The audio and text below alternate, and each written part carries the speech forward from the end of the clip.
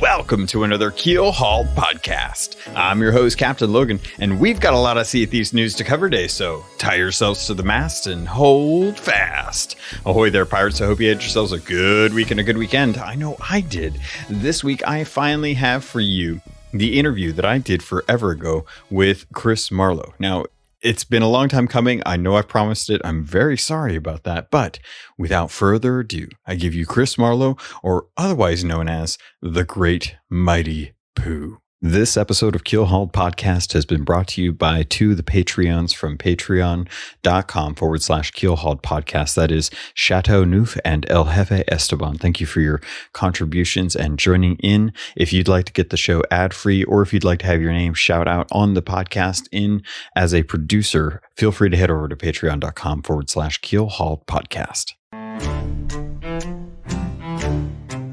But I did want to get into you actually being at Rare, because you've been there for a while. You're 2021 is going to be your 25th year with Rare. Yeah, it is. I believe it is. It's 1996 when I joined. Yeah, so that's crazy.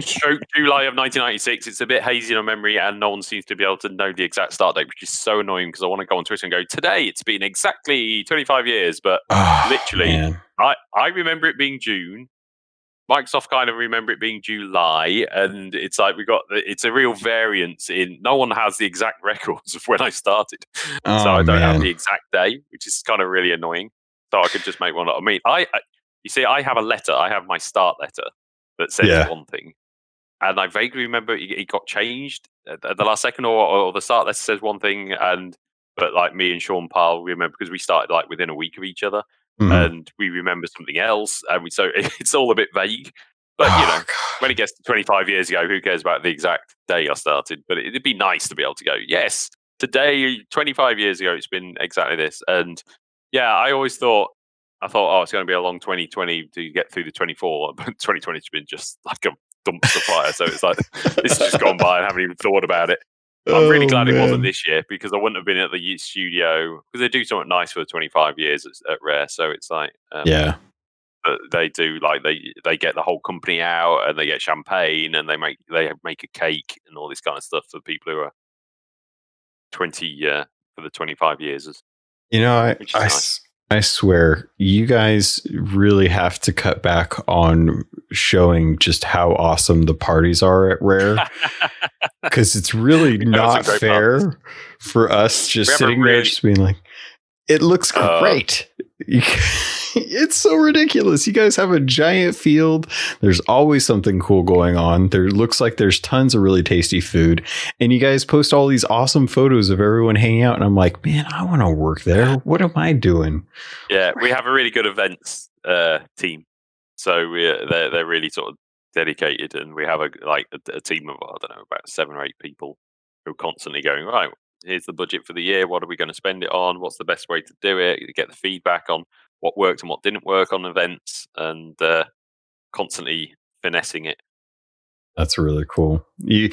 It's one of the few companies that I've started to pay more attention to because I used to follow Rare all the time. They used to be like one of the main companies that I kept involved with when they were with Nintendo, and now it's like Sea of Thieves like dragged me back into the whole console world and pulled me out of Blizzard and was like, hey, by the way, there's other games being made outside of World of Warcraft. And I was like, oh, okay. I like this. This is awesome. So it's like, I want to know, like, what have I missed for the last like 10 years with Rare? I mean, you guys have been building Sea of Thieves for 4 or 5 years prior to 2018. 7 years I've been on it, I think. Yeah, so 6 or 7 years. It has been a ride to see the alpha, the Unity engine builds, the early Unreal stuff. I was on it from the very, very, very, very. In fact, the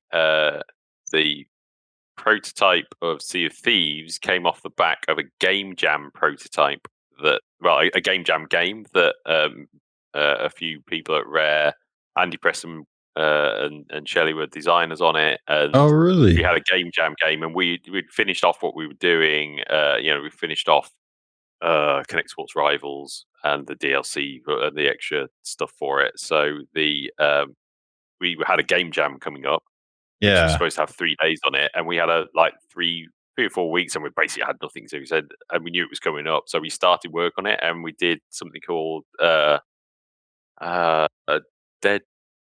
by Dawn. We called it. This is what I call Dead by Daylight, which is basically the same thing, but we called it Dead by Dawn, and it was basically a zombie survival thing where you had a 24-hour cycle, and you had all the day to build up your base, go resource gather. 2 people are opposite people, so you could fight each other, but also build up your base.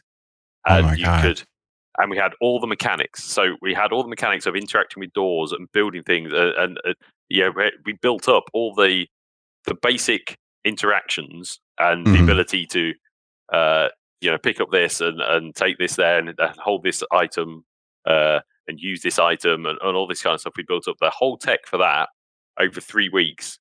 Obviously, people had 3 days to build stuff, and we'd spent 3 or 4 weeks building this. And we had it was 4 player, so you could do 2v2, and you could play local multiplayer. We tried to turn it networked at the last minute, and you don't turn a game networked at the last minute, otherwise you Fallout 76 it. So it's very hard. It's very hard to turn a game that was not meant to be multiplayer into a multiplayer game, online game. But it is not a nice thing. But so we made this zombie game that you built up your base and you built up your defense. You get turrets, so you're fighting each other for resources to get. Oh, here's the minigun. Here's the fuel you could drop on the floor that you could light, and all these all these different ways to do all these traps and stuff. You could build it, make up and then as the sun set, suddenly just these hordes of zombies come out, hordes and hordes and hordes, and it became you tried to survive the next 12 hours as just like thousands and thousands of zombies came in, and you defended against your base. You could still attack. If your base fell, you could try and get into the other person's base and kill them and all this kind. It was a great game, and we were pushing. We were going, "Oh, this game is great. Maybe we should make this as our next game," And at the time, they're going, "Oh well, Omar, zombies are a bit cliche these days, and the zombies games." But we'd really like to do this pirate game. So, they came up with the idea of doing this online pirate game. So it was the design that we came through, watchable, shareable, try and make a, Joe Neat was in at this point, and he said, we want to do World War Z, not World War Z, the Z. The zombie game is Z, that was just called Z. It was massive, online game. Yeah. What was that one called? That was Daisy. It was called Daisy. So at that time, Daisy was big, and Daisy was huge. And they'd said, "Oh, look, Daisy. People on YouTube watch it, and people watch people play Daisy, and look how many views these clips are that of just natural interactions in the game." Yeah. So we'd like to do that. We want to make a game, but we decided to do it pirate themed. But with those sort of interactions, we want these natural interactions that people will put up on YouTube and go, "Oh, look, this thing happened. It was nothing to do particularly with our mechanics. We give people tools to have interactions." And that was the concept. So that was the basic concept of Sea of Thieves. That's so crazy. So we took the prototype. You took Dead by Dawn, put a ship in it, and took all and because we went, well, basically we've got a game here. So Sea of Thieves prototype for ages had a 4-play local play. We could have 4 players playing it before we made it all networked and did it all properly. But yeah, so we made it properly networked and built it up. And so for me, it was like 7 years I've been working on this from that prototype of Dead by Dawn all the way on to it becoming 2 years on the prototype for Sea of Thieves, and then a year of the final bit of development on the Unreal bit, and then released, and it's 2 years after that. So that also adds up to about 6 years now, I think. Oh, that's crazy. Okay, so fast forward to 2020, and we've got Haunted Shores out, and you guys have been putting out content month after month after month, and each month it just seems like you guys are kind of one-upping the last month that you had. It is a little bit like that, isn't it? We go, the next one's going to be even better. It's like, And I got a bit of warning on that, but I didn't know how it was going to play out. And now that I'm seeing how it's playing out, I'm like, damn, Mike was right. It really is getting better and better. So my question, you keep thinking it's like, and the problem is obviously we keep hitting more and more resource issues. You know, we've topped out memory, we've topped out performance, and we want to keep adding stuff in. And you know, not everyone's on a PC. You can just easily expand their hard drive and memory and CPU processors and graphics cards. So we're within a limited system. So you have to start, you know, robbing Peter to pay Paul and try and get everything constrained. And it's not just throwing in features, because it's really easy to think, oh, all you're doing is adding cool stuff. It's not. Oh my God, it's so much not that. Every single feature, like everything we do right now, we have to go, right, you want to add this bit of graphics? What are you going to make cheaper? What are you going to take out? What are you going to optimize? There's always somewhere to optimize. There's always something that's not as good as it could be, but you've just added this feature. You got to pay for that. We can't just make everyone a little bit slower now. So, okay. Like when we added ghost ships, they're available everywhere. We can have up to almost 80 ghost ships hanging around. Oh my God. Because, you know, everybody could be on a mission. You know, everybody could be on a ghost ship mission. Oh. And we could have us Flameheart up. So that would be amazing. All on a mission and Flameheart. We have to pay for 80 ships on the server, 80 ghost ships. So it was one of the hardest tasks we had with ghost ships. That it was just this feat of performance. We had to make these things so cheap because we had to be able to support 80 of them. And, you know, we struggled to have like 6 ships before, and now we're having, so we go, oh, we want 80 of these things? Oh, right, okay. Yeah. And basically anything that you have 80 of, you've got to make cheap, because it doesn't take a lot of, you mean they are cheap, but when you times any number by 80, it becomes a lot bigger number. Yeah. So we have to be able to make everything cheap. We have to make everything sit in the memory, because it has to work on the bog standard lowest power Xbox. And you can't have it going, and we've never done the thing where we go, if PC make everything better. I mean, we've done a couple of things. You know, there's a couple of settings in there that make the graphics a little bit prettier, and you know, we've got those sliding scales. But the gameplay experience, there is nothing that being on the cheapest Xbox you can buy is worse than, or you don't get to do, or you don't get to play on a PC, or top end PC. So that was one of our main things. We have to constantly balance for that. So yeah, and so we have to get creative, and we have to get quite creative in the things that we can do. And because it'd be great if we could just go, because anyone can think of a million ideas. It's how to do it, and how it doesn't. It has to not break the balance of the game. It has to not break. It can't be a gold farm. It can't be something that just makes everybody only play this and nothing else. Everything has a knock-on effect.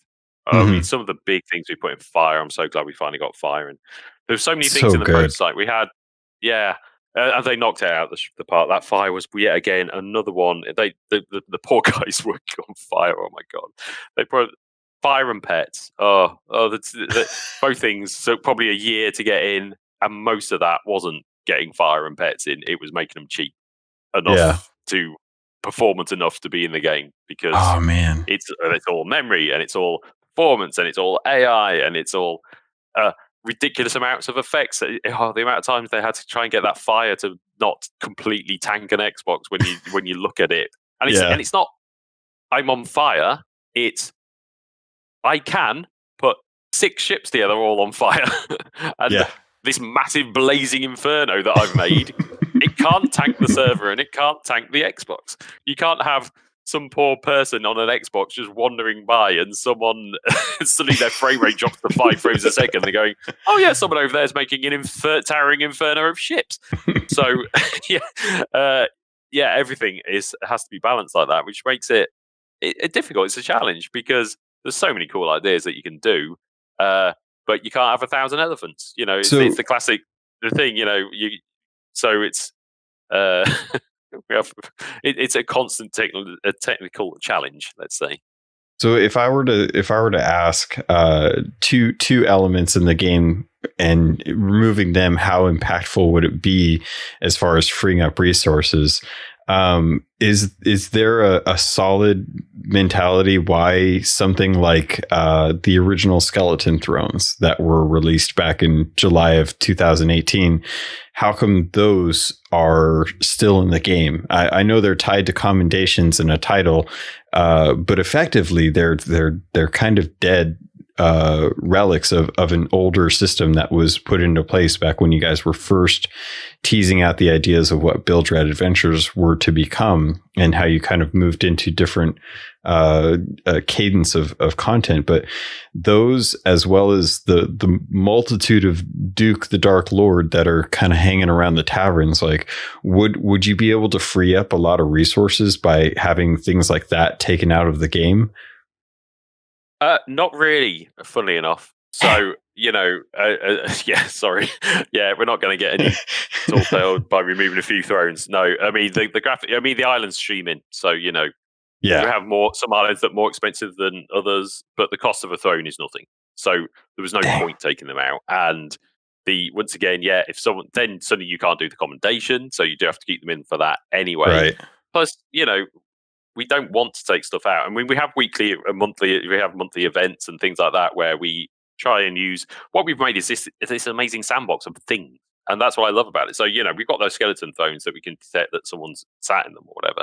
There's no reason we can't then use them for another thing later on or tie them in another tall tale in some way or do something like that. And we don't like taking away tools. I don't think there's many examples of stuff we've added that we've then taken away again. That aren't fundamental mechanic. There's like little reskins of boxes that you can't get anymore and stuff like that. But the fundamental mechanics, and that's why the game gets so complicated because every new mechanic you add in has to act and work with all the other mechanics, and you suddenly go, and I'll guarantee if we haven't thought of it, the community will come up with some new and interesting way of these two things interacting next to each other, and we either have to fix it or we go, well, that's cool, that's great, we love it, and we love it. That's part of the excitement when you put something out, and I mean the sort of the user generated content is just amazing. The creative ways that our players have come up with using different tools and different things, and people who use tokens that you get from the totems on that you get from the shores of gold to write things in the ground, and explosive barrel chains, and even and then even more. So we'll go with like the sword lunge is kind of key. Like that was originally. That's a great thing. That's a great example of a bug that we rolled with. I mean, there's no way, obviously, that we put that into the game. That was just a bug. And someone went, "Oh, did you know if you do this, this happens?" And we could have gone, "Yeah, okay, we'll fix that." And you can't do it, but everyone loved it. And kind of our thing is, unless it's breaking, unless it's like. Unless it's something that will affect the community, as in, this can be used for trolling. We always work on sorting out things that you can troll people with. But if it's just something cool that everyone loves, we go, great. That's so when your bug becomes a feature, it's like, thank you very much. That's great. Harder question for you then. So right now in the game, if you're on PC, this is a lot easier. It's harder to do on a console with a controller unless you remap your keys. There's the loot sprinting that people are doing, where they're just kind of running and they're dropping and picking up using the reduced interaction. So how does something like that fall into like the realm of what's acceptable versus what's pushing the limits of, like, that's something that isn't easily done by the rest of the community, depending on what platform you're playing. That's right. I'd say that's right on the edge. That's a call. That's where Joe and Drew and Mike would all sit. And we go, that's on the edge of. Currently, it's like there's a very fine and a bit of a grey area between expert skills and a bug that's an exploit. I don't think you get enough of a. I mean, this is me personally. Everyone can. There might be next week. Drew just goes, "No, we're fixing that. This has now become a thing." I don't think it gives you that much for the amount of pain in the butt it is for doing it. it's not that much of an advantage. I'm not sitting thinking, well, that's destroyed my game, because unless the game suddenly became, I need to transfer 200 bits of treasure across the sea, then and I get an accommodation for it, and it like removes gold from something. It has to be something really game breaking like that, where you can't troll people with it. It's just, if you can do that, it just means you can spend 20 seconds less emptying your ship. So I don't massively see it as an issue. And I don't think anyone does. I mean, it's been around for ages. And once again, I guess it's a bug. It's a bit like the cancelling stuff. So, you can cancel it and slightly faster dig and slightly faster repair wood. And obviously it's a bug. Obviously it's a bug that they've just found a little way around this cancelling thing. Now, sword cancelling, where you do something which allows you to double hit with a sword, absolutely 100%. We are on that straight away. That is a game breaking bug, because people can do it, and we're constantly fighting double gunning and like all the reloading. We spent ages on it because it's not easy, because it's all online, and it's tricky issues, and it's a tricky system, and we'll always be on that. So that's like number one thing. People shouldn't be able to do that. You should not be able to hit someone with your sword twice as fast. That is 100% game breaking. But stuff like that around the edge, how much time have we got to look into it? Is it really breaking anything? So everything's a balancing act in this game. We are limited. We're not a massive company. We are quite a small company. We are only like 150 or so. It changes the numbers, but of developers on there, and we're not all on Sea of Thieves. Obviously Everwild's been developed as well. So and so we are constrained. Not only we're constrained with memory and frame rate, we are constrained with the number of people and what we can do. And I think people think of Sea of Thieves as something as big as like World of Warcraft, something where they have thousands of developers, or and they go, why on Witcher 3 or one of these big open world games, why haven't they got hours and hours and hours and hours of side quests and things you can go on? Going, yes, because there's not many of us. If we literally, there's not many of us do it. It really feels like we are, making massive AAA games on a fairly small number of people. You'd be amazed. You'd be amazed how few people are putting it into it, and how tight, and compared to these massive companies that can just pour time, the GTAs where they can just pour times into, I'm going to write a tennis game. If we would just put somebody off to make a little side part of a tennis game where it's a full tennis game. We don't. We don't have the time for that sort of stuff. So everything is focus.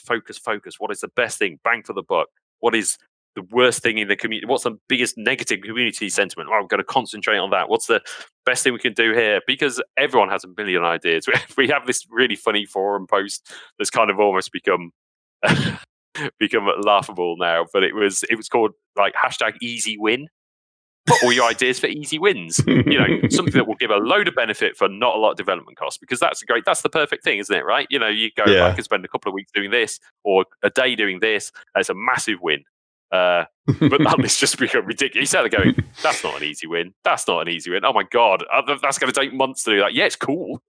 There's a big difference between here's a list of cool things that would be great to have in the game and easy wins. And they are very different beasts.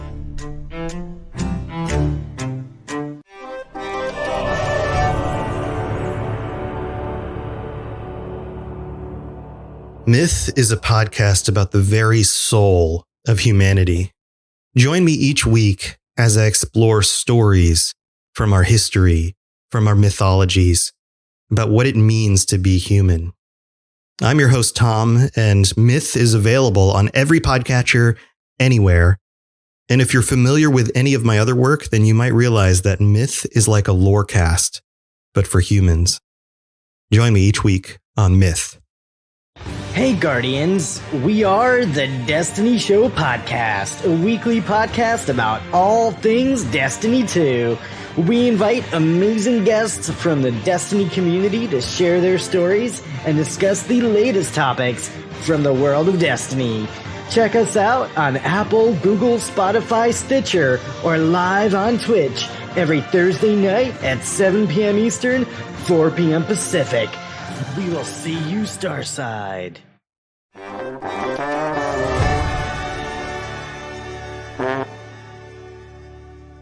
So you're speaking some serious truth here, and I wanted to address something because you guys are a company that's currently split on two different IPs, with another team working on Arena and with another company kind of off on its own working on Battletoads as a joint venture, and with Sea of Thieves moving to Steam, the popularity has surged.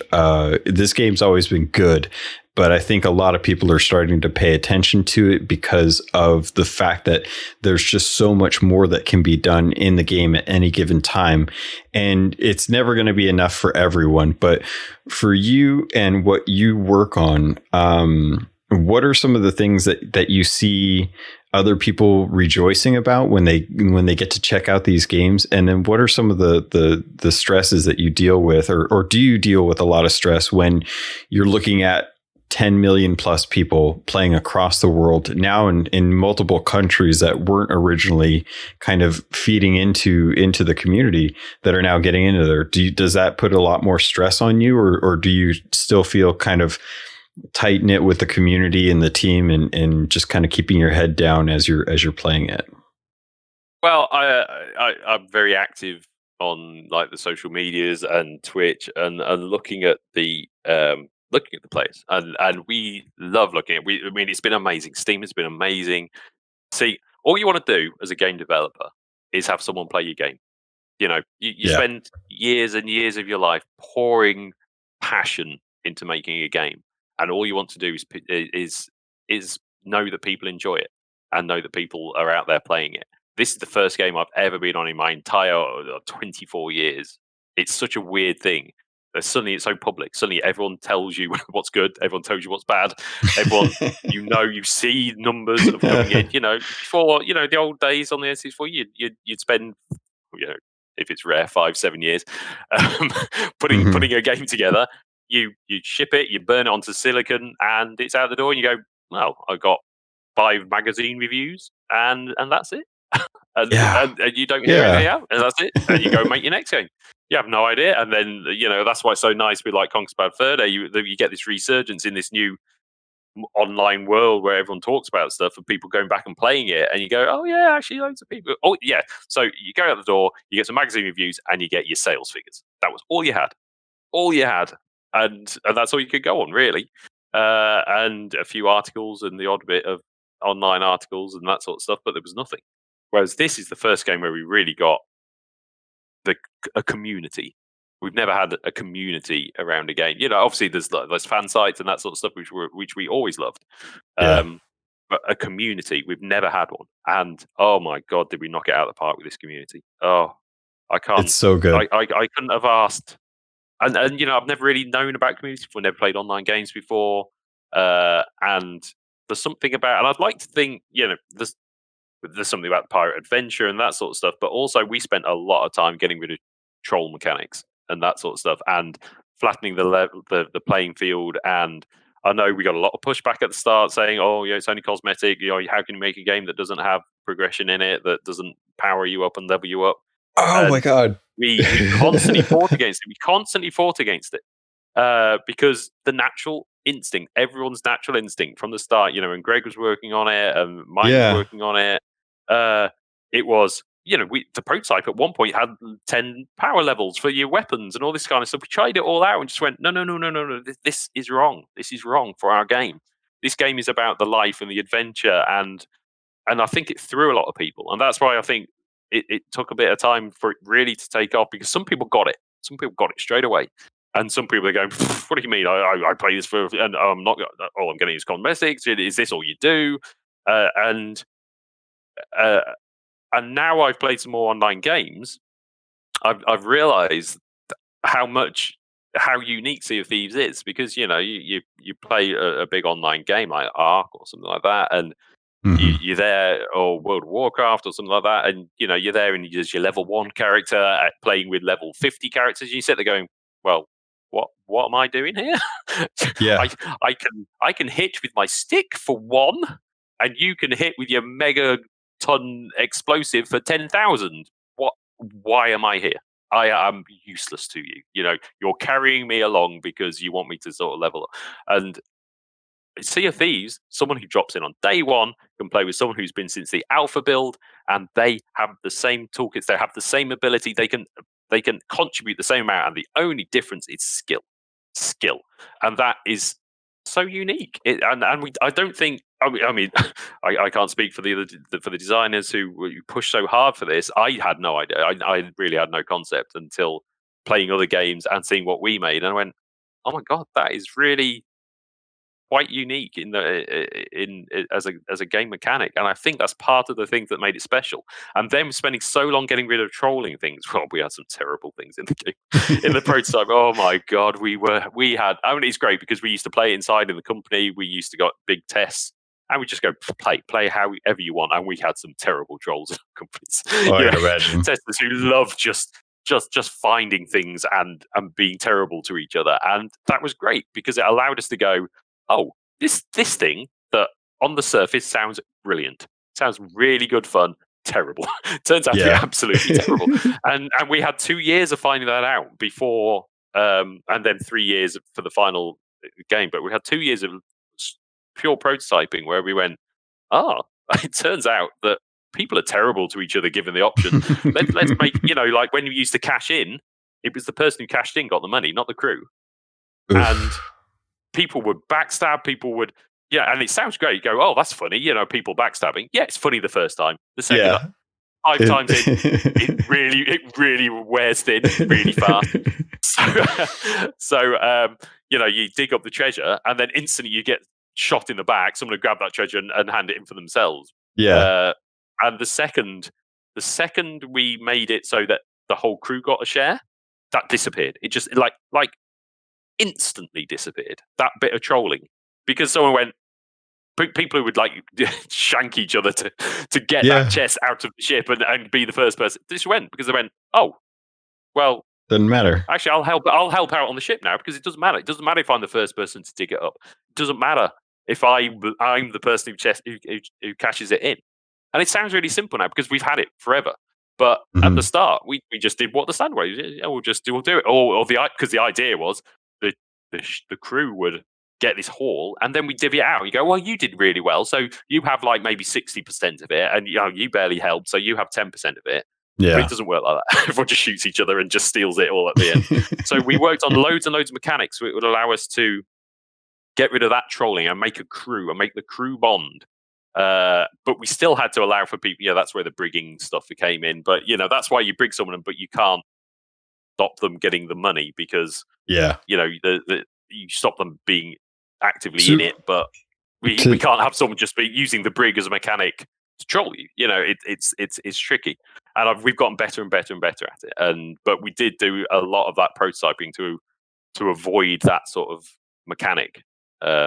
And we're just getting better and better at it. So that's where alliances came in and this sort of stuff. So we're slowly bringing over more and more stuff from that prototype and putting it into the game. And now, at one point, we thought, we had so much in that prototype. It was huge and so fast to just throw ideas in. And at one point we thought, because the idea was the prototype would be a subset and then the main game would be a bigger thing. And at one point we were going, we'll never get anywhere near the stuff that we put in this prototype. It was because obviously to make it do it properly and have proper graphics for it and it not be you can slam something in the prototype and not be a little bit janky. To do it properly takes time and all this kind of stuff and resources. And to do it properly, we thought, oh my god, we'll never cover everything in it. And now we can look back and go, yeah, actually there's probably more. Well, there's definitely more in the game, in the main game, than there was in the prototype. There's a few bits and bobs that have still not come across, but it's not a lot now. That list is really small, and we've added things, like the tall tales and all this kind of stuff that was never in the prototype. It was never prototype. It was just these amazing systems, loads of new things that are completely brand new that went straight into the game, and we can keep adding to it all the time. As long as we keep juggling that memory, keep juggling that performance, we're going to make it. I still keep wondering. I could pick an easy topic out of the hat and be like, Captaincy. There was one image of a video that Andy was talking over. I can't remember what the conversation was about, but there was a fort on Smuggler's Bay that is forever ingrained in my mind because I keep thinking of this fort and how cool it would be to have out on Smuggler's Bay, out in the top corner of the island, in the top corner of the region, in the entire map. And I just, for some reason, I don't know why, I keep thinking like that would be a really cool place to have as like a capture the point area and just have a bunch of people up there, and whoever holds it gets armaments and gets to hang out and stuff like that is the stuff that I love about Sea of Thieves, because it feels like you guys are starting to get to the point with the updates that you're able to take something like I-13 and slowly start to turn the story to the point where you're able to build up, just little pieces of wood and then some fencing and a hole and some scaffolding. And then eventually a mast goes up. And before you know it, it turns into this massive turn-in point where there's this opposing faction for a lore character that was, a few characters in a book when the game first came out. And now it's turned into this kind of huge overarching story. When you're looking at what you guys started out with and what you guys have now, are there things that you wish the game had gone in a direction that pushed it to one way or the other? Like, are there tools or environments or things that you want to come to the game that you're worried are still a few years out because of the way the story is going, or are you full in with the story and where it's going to take you? Well, the first thing I'll say, I absolutely love how we've done that. Added. It's not just on one day the Reaper's hideout is there. Yeah, bam! It was teasing it in. I'm not sure whether it was Mike Chapman's idea to do it or the artist, but oh my god, that was genius. Yeah, that I love it. Where you just go, oh, there's just what's that? What's this thing? And that's what I love, because it's, you could come new to the game, buy it on Steam, just come on, and all that stuff's there. For all you know, it's always been there. But for the people who've been there since the alpha, for the people who've been there for a few years, it's been a story. This game changes as it goes along, and it's a story, and you get teased it, and they pull up and it's like this happened, then suddenly then DeMarco turned up, but it wasn't DeMarco just turned up, it was, oh, what's going on over there, there's changes, and we could do stuff like, I mean, even right back, we started it off, though, I was talking about this the other night on stream, when the Hungering Deep came out, we increased the spawn rate of the sharks for like a few releases before. Yeah. So and we dropped little things. They're going, haven't you noticed there's a lot of sharks about recently? And we bumped on the shark. So at some point we could have like 20 sharks, or if you jumped in the water like the week before the Hungering Deep, there was so many sharks everywhere. And I love that. What a great, to allow that sort of story thing. And when, everyone else comes in, Meg's this thing that attacked you. But when the Hungering Deep hit, we can drop lore and we can modify the game as it goes along. And that's something you don't get. Witcher 3, amazing game. All these side stories and things like that. But we can craft story as it goes along. And for the people who have put the time and the effort, and people put time and effort and hours of their lives into this game, and they are fully invested with us. And we do not take that for granted for a second. That is such an important thing for us as a company. And to allow us to be able to do that for people, so they have this it's like almost like a TV drama going on.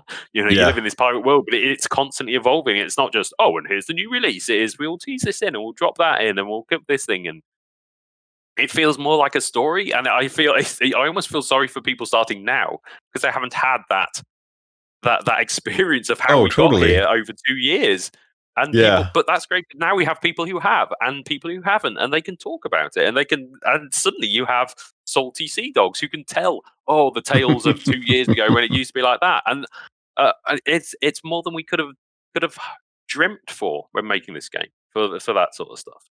But as for stuff that's going in, like to answer your question, it was I'm really chuffed with the stuff that's been going in, because I've worked on the prototype, and as I say, there is not that we're on scraps now in the prototype, but you go, well, that was quite cool, and that was a little bit nice, and but you can understand why it didn't get put in for performance reasons. And there's still little bits where I'll go, give me a chance to go back and have a look at this or this mechanic, and we could make it a little bit more and make it a little bit extra.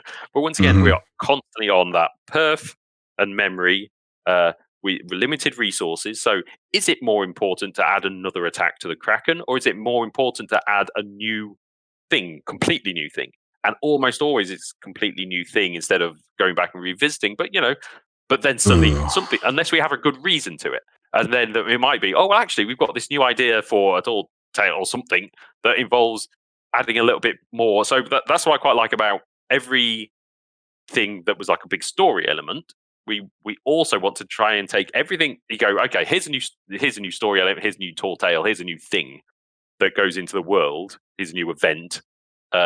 Like the ghost ships going in. You go, okay, not only do we have this new event, there's the ghost ships going in, but also we now have we have new shop types and everything's new toys, everything's new bits of the sandbox. Here, have some more toys in the sandbox. Here, and it's not like, okay, we'll have these focus things, like the traps of a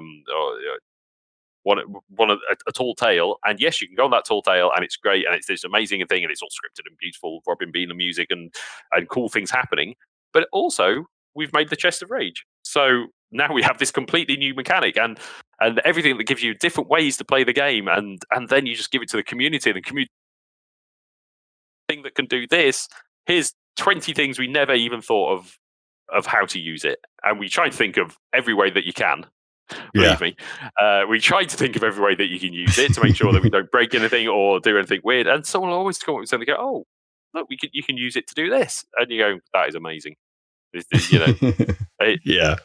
the same way as that eventually Minecraft has gotten to that point where here's enough blocks and things, and you can make a computer in it, and all these insane things that you can do with switches and whatnot.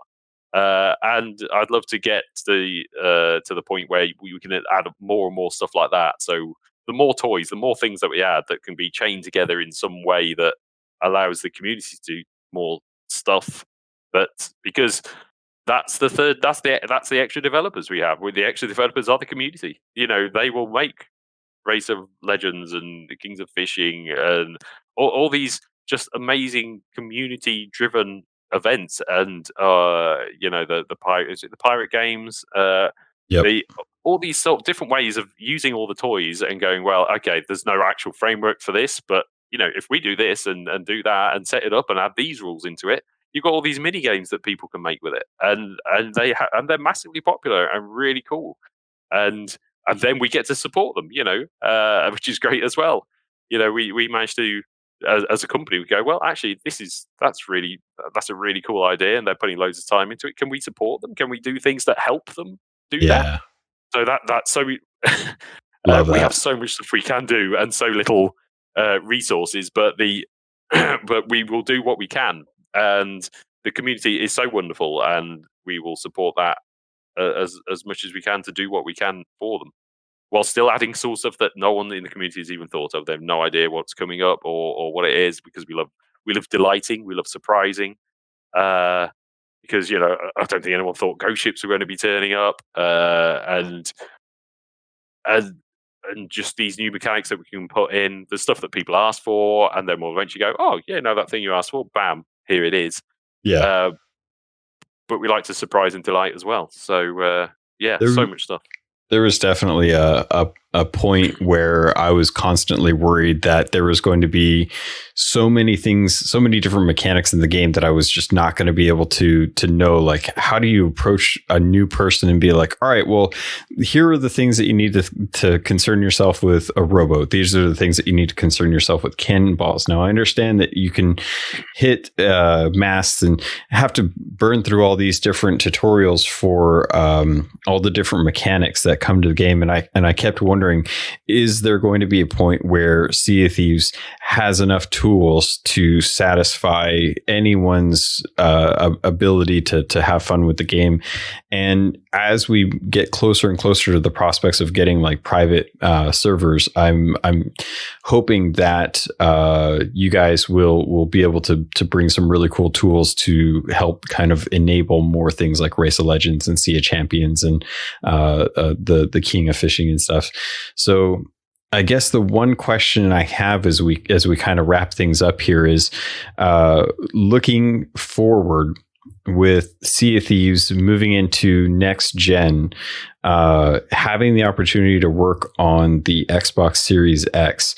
Do you see your limits being lifted a little bit because of the hardware, or are the systems that are in place as far as the Xbox One S and One X, are those still kind of I'm trying to think, kind of hampering some of the things that you'd like to be able to do with the game? Because I know Xbox Series X is going to offer ray tracing, and I know the backwards compatibility team in Redmond's doing a great job, and that's kind of what I think they're working on right now. But does the Series X give you guys more power to work with to be able to add stuff to the game, or is that not really factor into what you guys do? Well, as we're on PC, we already have, ninja spec PCs that these things being played on, and the Xbox Series X is a beast. It is an incredible piece of hardware, but it's not that much different. In my head, I'm not on that kind of sort of rendering techie sort of side. I know it's a lot of work to get it all going, but it's not much different to having a super high end PC. But it's easier for people to, it's a cheap. You'd have to spend $2,000 on it. You get whatever whatever it's going to cost.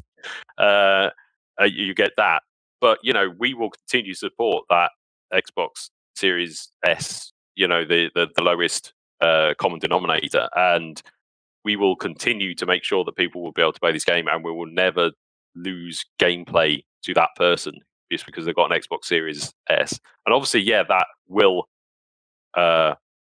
make us have to be more creative and make us have to be more performant. And it of course it means we can't have 1,000 elephants, but but we already can't do that. Like on PC, just because you can get a £2,000 gaming rig, we also can play on a tablet PC. We have the ability to do this kind of stuff, and what you want is a broad community, and you don't particularly want to be exclusive for the people who can afford $2,000 gaming PCs or the Xbox Series X. It'll look amazing. It'll look and play incredibly, and we might be able to have a few sliders that we crank up to 11 to give you some extra fidelity and that sort of stuff. But it can't break gameplay, and it can't be, we've got this new feature that only coming to Xbox Series X and PC gamers above a certain performance. We'll see this new monster that turns up, and no one else will be able to see it. So it sucks to be you. That's just never going to happen. So we will be continuing to create and do content that will fit on every single thing and scale up as nicely as we can to work with everything, because no one should be left behind. It's not a thing about money. That's what we have such a lovely community, and we have such amazing people, and you wouldn't want to do it to them. You don't want to go, oh no, sorry, I've decided we're not supporting Xbox Series X, Xbox Series S anymore. No, that can go. No, so we're going to be continue. We can still play around with an awful lot of levers and things, and it's really hard. It's really, really hard, but we will continue to put out just as great content and still support those lower spec PCs, those lower spec consoles, even in the next generation. Well, it's good to hear that for sure. I know a lot of people like playing where they want to play, and they especially nowadays, you never know how things are going to go. Who knows what's going to be in the future for 2021. So the folks that can play on Xbox Series X or really nice gaming rigs are obviously going to take advantage of the tools that you're giving them to be able to make the game look and feel better. But it's nice to know that everyone that is still playing with the original Xbox One S and the One X are still going to get an opportunity to play with their friends and not have to feel left out. I think that's kind of the best thing about Sea of Thieves is that no one really gets left behind, and if they do, they get the mermaid. Absolutely.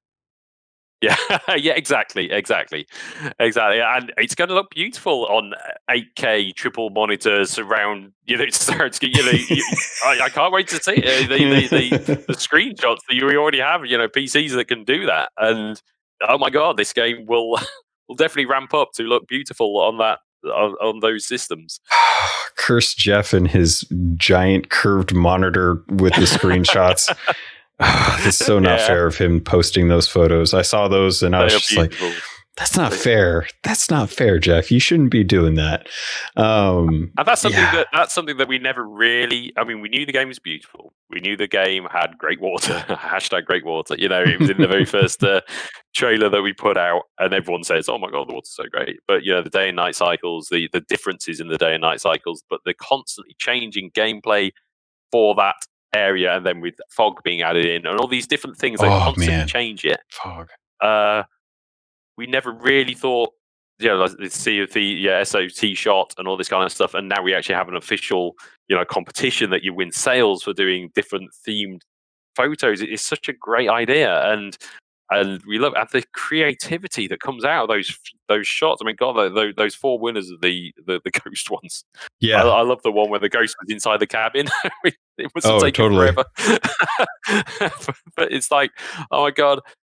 And what a wonderful thing to have a game that's that can be that's so beautiful, has these moments of intense ferocious action and moments of calm tranquility.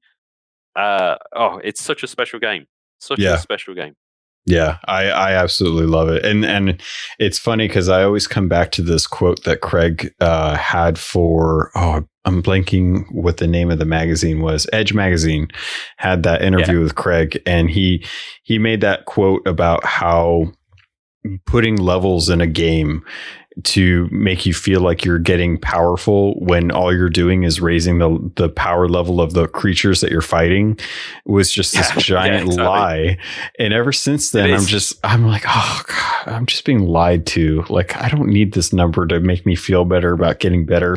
I know these seas like the back of my hand, and I know them way better than anyone should. But that's the skill. It's how fast can you find an island? Do you know where all the little secret hidey codes are? And that's where someone who pours hundreds and hundreds of hours and years into this game will outshine a player who's just started. Everyone can waggle their sword at each other and waggle a sword at a skeleton and actually help. I'm not saying I just keep thinking back of like doing like a tall tale, and someone's there hacking the way through the skeleton, the other one's going ting ting ting ting. It's absolutely not doing anything. You go, can you imagine what that game would be like? It would be awful. Oh, totally. Yeah. If everything you did was like a miss or you were getting killed by your cannon shots only go like 2 meters. They go. You see these tiny little cannon shots while someone's like firing off wraith ball sized cannons at like 200 miles, and they go, you haven't been in the game long, have you? Johnson, get off the cannons. Get back to the sails. You're not doing anything yourself.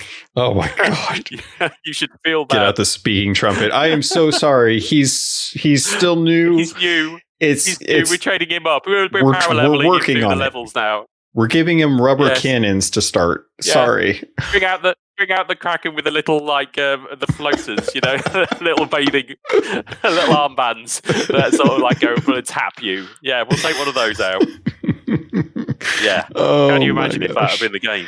Yeah. But it sounds crazy. Yet no one could imagine a game that wasn't like that. And that's what Sea of Thieves is. That's the weirdest thing to me is people still get hung up on the power level and the ship size, and strangely enough, the captaincy. And I have to credit Mike for breaking me of that, because he hit me up and he was like, "What would you want, new stuff or captaincy?" And I'm like, "Captaincy," and he's like, "No, just wait, you'll see." And then Tall Tales came out, and I was like, "Oh, okay, yeah." Yeah, I think you probably prefer that to having I mean, once again, limited resources and whatnot, but also, I've chatted with Mike a lot about this, and I'm going, come on, it'd be easy to get just tapping a name in onto the thing. That's we can name a pet. Why can't we name a ship? Blah blah blah blah. And Mike's absolutely right. He goes, if we add something into the game, we're going to do it. It's not just going to go, we'll press X to rename your ship, because it's we could add it. It's nothing. It's not a thing. We want to make it. We want to do it right. We want to make it a big thing. It'll be, if we're going to do it, we'll do it right. And yeah, obviously we've had these blank nameplates on the ship for years, but that's because we want to do it right. We have pride in what we do. If we don't just stick an X on there and rename the ship, we will, when it comes along, and it will come along eventually, it'll be a thing, and you'll go, wow, okay, yeah, that is a thing. That is something has come to the game, and it wasn't press X to rename your ship. It'll be something proper, and that's what we want to do. And the problem is that takes time, and we've got other stuff we want to work on. So yeah, it's always hard to work out what's the best thing to do, and we don't have a million people to work on it. So, but hopefully the speed. I'm still amazed at the speed we're knocking stuff out as it is, and the quality of the stuff that's coming out. Totally. And it's not stopped. It's just not stopped. I've never been on a game like it. I mean, it's hard work. It is damn hard work.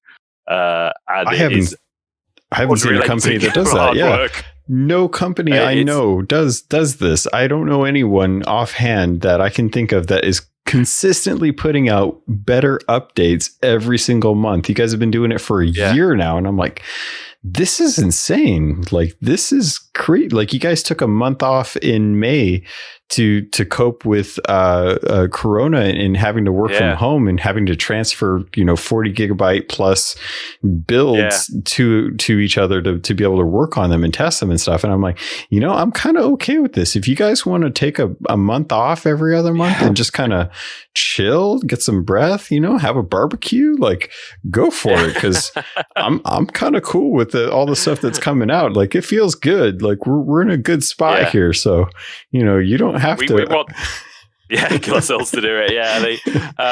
We are mindful of that, and it is. You don't want it to be like this. Like a treadmill of burning ourselves out to do it. It's hard work, but we're passionate about it. We are passionate about it, and we want more stuff to get out. And we love seeing the reactions, and we love positive reactions when we get it. And we will take negative reactions on the chin, and we will adapt to them. Because we love what we've made. Everyone loves what we've made, and everyone loves the community that's built up around it. And we just want to please you guys. We want to make that gives you your biggest smile. That's what gets you up in the morning. Is like, oh yeah, when this comes out, we'll have millions and millions of people who will get to play this, and we stream it. Everyone gets around. We watch streams of it, and we watch people. It's something we've never had before. We can just watch people go out. When a new release goes out, we as a whole team just jumped on Twitch. We went, right, who's the bit, what streamers playing it, and we watched stream after stream all together as a team, watching people. Closing your eyes, hoping that a bug doesn't turn up, or some horrible crippling issue doesn't come up, because everyone does. I remember when when Conker's Bad Fur Day came out on the N64. I went into my local game shop and played it. It was out on one of the shelves, and all I could think of was, this game's going to crash any second. It's going to crash any second. I'm going to walk in here and it's going to crash, and something's going to go wrong, and it's too late. It's too late. At least now we have the ability to patch after the fact. But it's like, oh my god, and everyone has that in them. Everyone thinks, oh, there's something I forgot. There's something we've missed. And obviously, things fall through the cracks, and we don't write perfect code. Of course, no one does. And I don't think as we can. Yeah, it's one of those things where I'm sure we'll never forget the spyglass bug, but it's in the past. But I love it. That's just gone down in history. That's one of my favorite bugs ever. And it's like, but I love it, and the fact that the community can embrace it, and there's also there was a lot of awkwardness. That's like the thing I will. Bug. It's funny because it went from that being a really embarrassing bug for Joe to have to contend with on stream to the fact that now you guys have not racy, but suggestive emotes for laying around. And I'm like, you guys just embraced it at this point. It's hilarious. It is.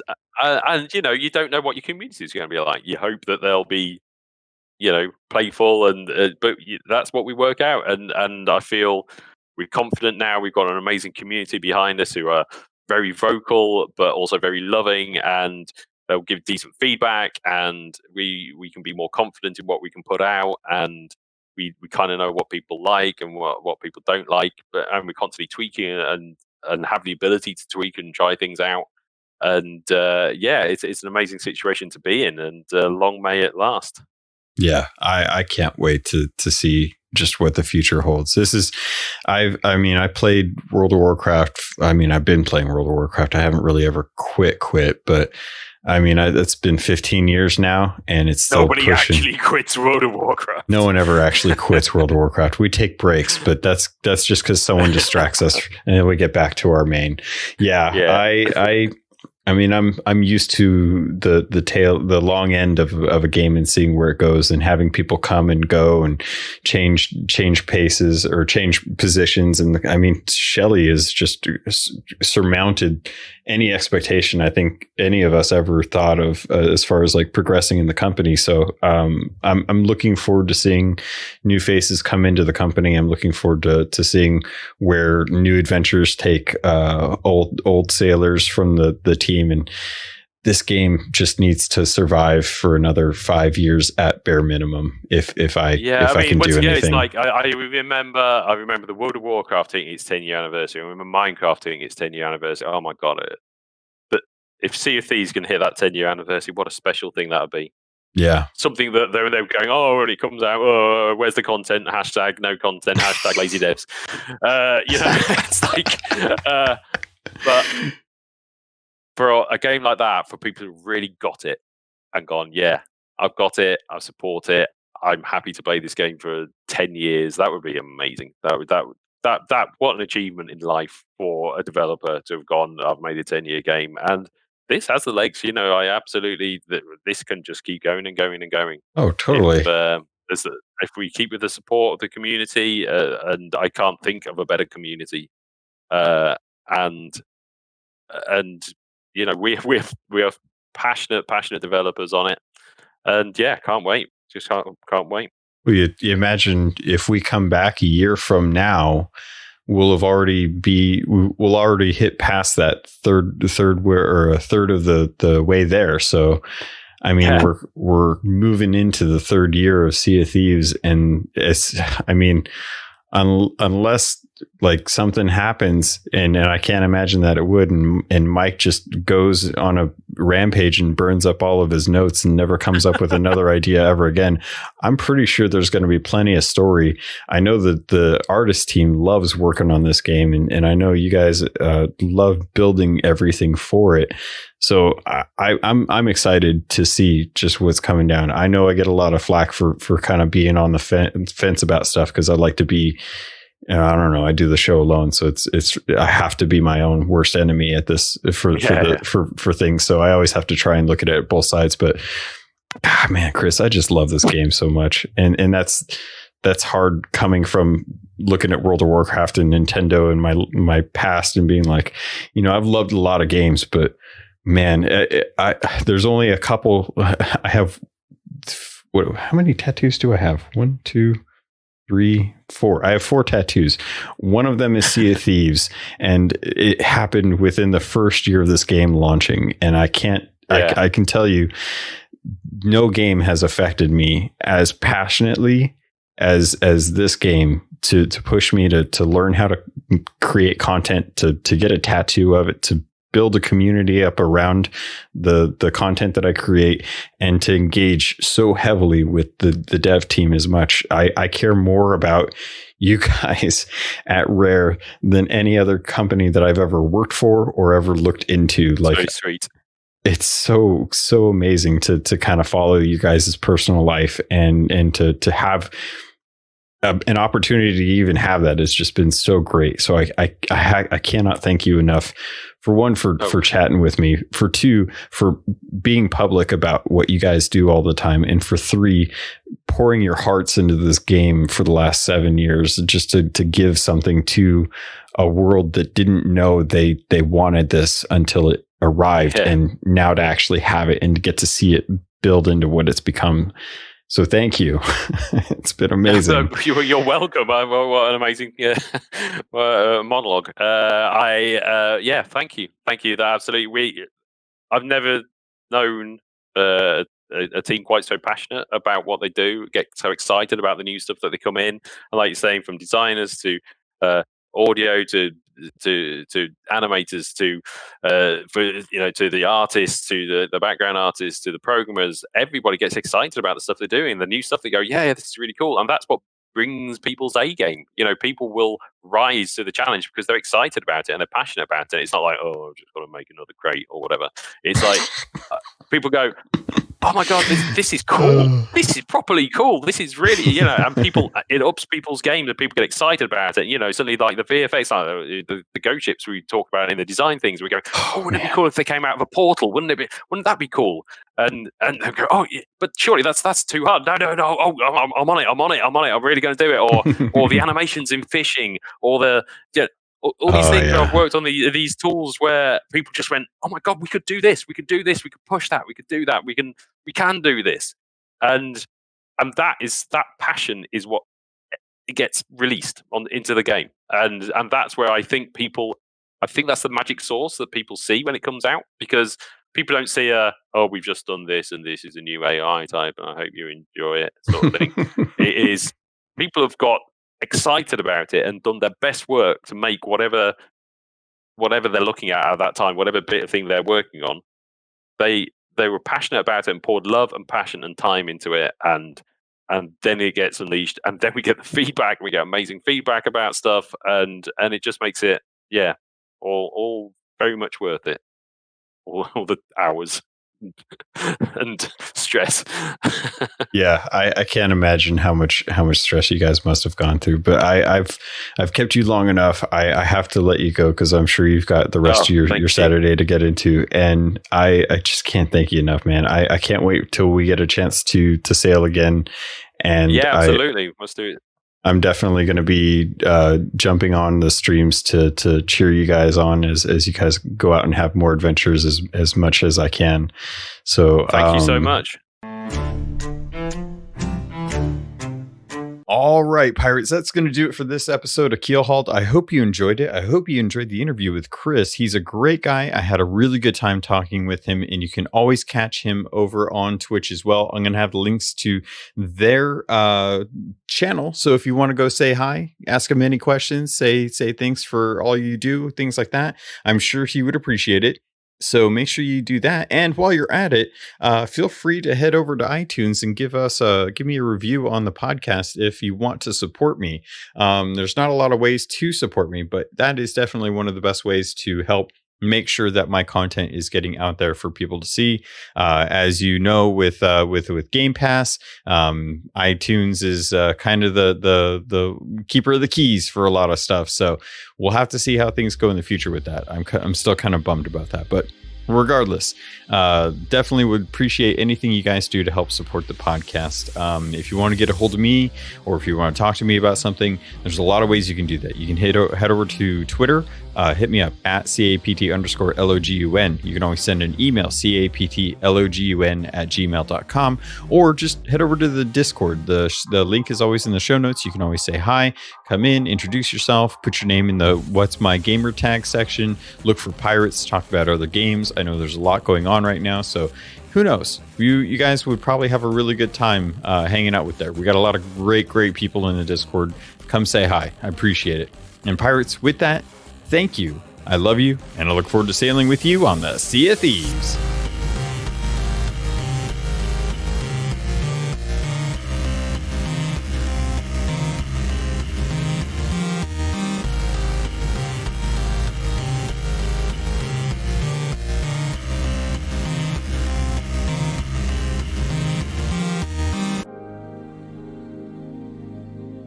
You've been listening to a Robots Radio podcast.